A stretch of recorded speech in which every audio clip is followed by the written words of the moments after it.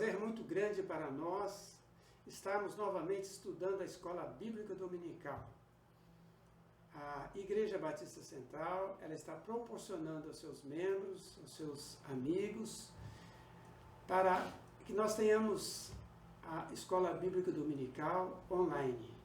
E agora, nesse trimestre, nós estamos estudando o livro de Gênesis, falando desde a criação até a formação do povo de Deus. Hoje nós estaremos falando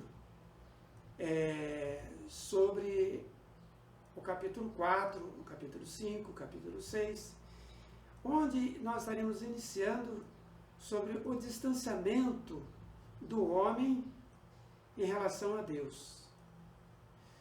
Quando nós observamos algumas pessoas que são cheias de dúvidas, pessoas problemáticas que questionam a palavra de Deus, é porque muitas vezes não frequentam a escola bíblica dominical, não frequentam a igreja, não prestam atenção na palavra de Deus, porque, como nós temos dito, a Bíblia explica a Bíblia.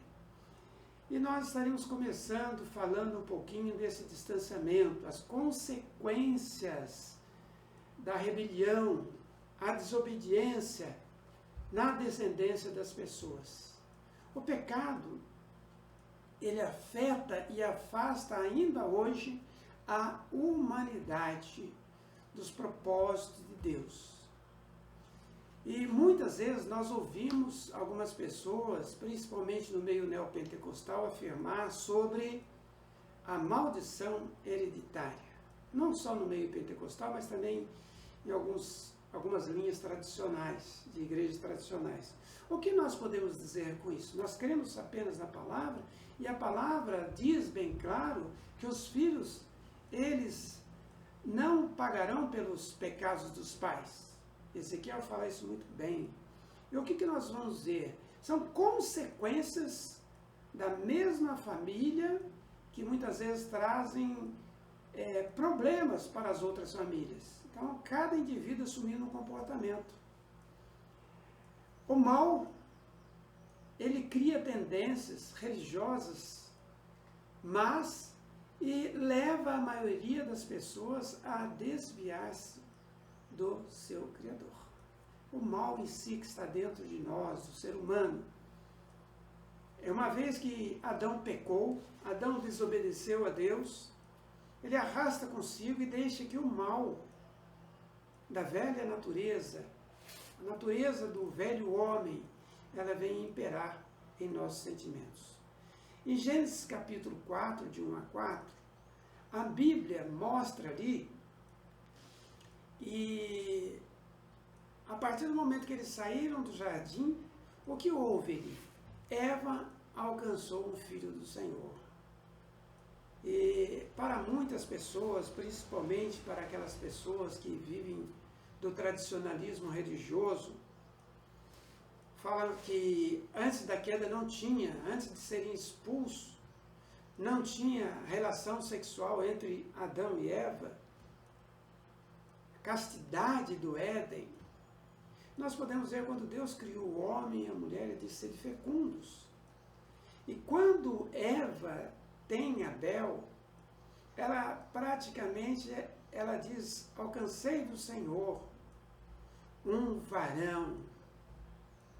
Ou seja, é um sentimento de arrependimento da parte de Eva. Alcancei o perdão do Senhor, que Ele não me trata segundo aquilo que eu sou. É assim que nós vemos até os dias de hoje. Deus não nos trata segundo os nossos pecados. E quando ela tem Caim, o Senhor me remiu, quer dizer, Caim. Quando nós podemos observar na palavra de Deus, nós podemos notar aí as asperezas fora da presença de Deus, que o homem, quando foge da presença de Deus, paga. Adão e a sua mulher Eva saem da presença de Deus e já começam a formar a família. Os dois irmãos, que cada um tem a sua vocação profissional. Caim, lavrador na terra. Abel, pastor de ovelhas. E quando Adão ensina os seus filhos que para se aproximar de Deus é necessário não aproximar-se com as mãos vazias, conforme Moisés, ele coloca na lei, ele institui na lei, mas isso já estava sendo ensinado lá atrás. Abel oferece o primogênito, o melhor de suas ovelhas. Caim apenas, a palavra de Deus nos diz, que ele oferece o fruto da terra. O que nós podemos notar aqui é que o primogênito foi aceito, o melhor foi aceito. E a partir daquele momento, que acontece no coração de muitos, muitas pessoas, elas ficam iradas por ver a prosperidade dos outros. E pecado chama pecado. O que nós vemos aí é que Deus nos alerta, conforme alertou a Caim. O pecado jaz à porta, o pecado está à porta do seu coração, cabe você dominar. E ele, naquele gesto rude para com Deus, ele ignora o alerta de Deus e acaba cometendo o pior. Ele foi punido severamente. E aí leva a marca, leva essa punição de fugitivo da face do Senhor e vagabundo. A palavra de Deus nos diz isso. Podemos ver também os caminhos de guerras e caminho de paz fora da presença de Deus. Caim diz, a minha maldade é maior que eu possa suportar. Sou impenitente, ou seja, vivo sem arrependimento. Já na sua linhagem, o quinto da geração, a quinta geração de Caim, lá vem Lameque. O que nós podemos ver na vida de Lameque, descendente de Caim? Bigamia. Homem violento, assassinou duas pessoas, no primeiro momento ali, sem motivos plausíveis. A linhagem de Caim era assim. A descendência de Caim era assim. Homens ágeis, a palavra de Deus nos diz, porém violentos. No lugar de Abel, Deus dá um filho para o casal, Adão e Eva, chamado Sete, filho de Adão. E este gera Enos, da geração deles. Este invoca a Deus, descendência de Sete. A descendência de Caim termina no dilúvio. A de Sete continua. O que nós temos na palavra de Deus é que nós temos nesse capítulo que os filhos dos homens, os filhos dos anjos casaram com as filhas dos homens. E aí vem a confusão. Aliás, me perdoe. Os filhos de Deus, eles casaram com as filhas dos homens. Os filhos de Deus é tratado como uma geração de Sete. Toda a família de Sete era tratada como filhos de Deus. E os filhos de Caim eram filhos dos homens. E muitas pessoas distorcem o texto, dizendo que os filhos de Deus são os anjos. O próprio Jesus disse, em Mateus capítulo 22, versículo 30, que os anjos nos céus não se casam e nem se dão em casamento. O que nós temos aí é que Deus se arrependeu. E quando fala Deus se arrependeu, não está dizendo que Deus se arrependeu por causa de um pecado. Essa palavra arrependimento, no nosso conceito, é quando nós pecamos. Mas Deus estava com o coração pesado por ter criado o homem. E ali vem no seu coração esse peso, e ele olha para essa geração presente, que estava vivendo ali. E o que ele vê a partir daí, então? Uma família, descendente de Sete. Nessa família descendente de Sete, o que nós encontramos? Entre essa geração de Sete até Noé, nós encontramos 10 famílias, 10 gerações, 5 delas adoradores. A de Caim, praticamente, não buscava a Deus. A mistura foi muito séria. E o peso do pecado acompanhou a família do Caim, até ali no dilúvio. A partir, então, do momento que Deus vê Noé, um homem praticamente justo no meio daquela geração corrupta, um homem que, quando Deus olha para aquela situação, o que ele vê no meio de tudo aquilo? Ele vê uma família, vê um homem, conforme viu Enos, da mesma descendência, da mesma geração, que buscava fazer coisas corretas. Semelhante ao nosso mundo, Jesus disse, será como nos dias de Noé. Deus está à procura de pessoas que realmente o buscam em espírito e verdade. Nós precisamos andar em novidade de vida. O que nós vemos como resultado disso? Deus usou da situação para que Noé pudesse salvar a sua família. O que nós temos em si é a maldade proliferando com a descendência de Caim. Será que o mal vence? O mal nunca vence. O mal ele é derrotado pelo nosso comportamento. O que nós podemos ver de aplicação? Adão, Eva e Caim.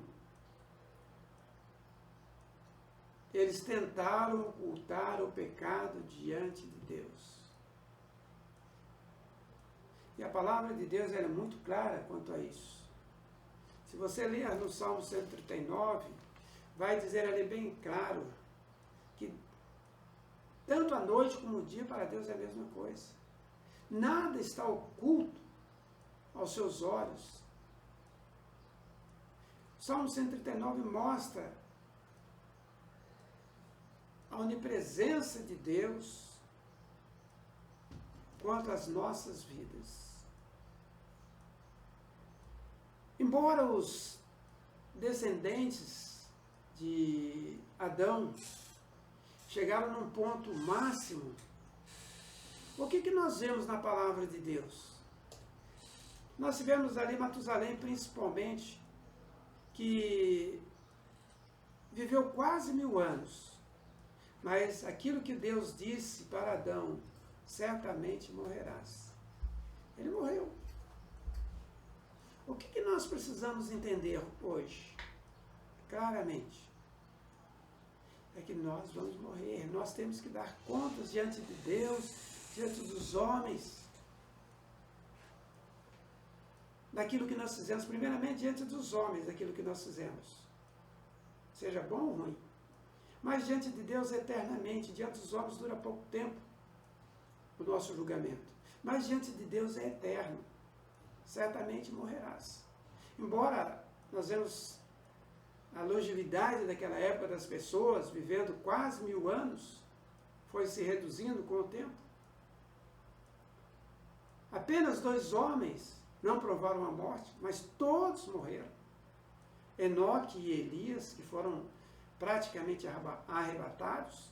Elias foi tomado, Enoque foi tomado.